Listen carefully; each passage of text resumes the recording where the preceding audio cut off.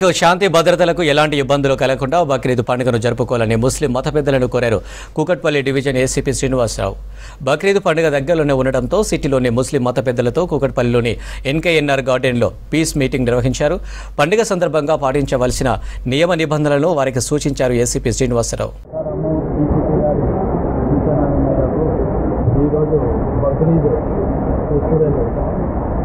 దాని గురించి మనం పీస్ కమిటీ మీటింగ్ పెట్టుకున్నాము. సబ్ డివిజన్ లెవెల్లో, కూకట్పల్లి డివిజన్ లెవెల్లో, అల్లాపూర్ నుంచి ప్లస్ కూకట్పల్లి, కేపీహెచ్బీ నుంచి, బారిపల్లి నుంచి మత పెద్దలతో ఈరోజు మీటింగ్ పెట్టి పీస్ కమిటీ బక్రీద్ అందరి పండగ అందరు కలిసి చేసుకోవాలి.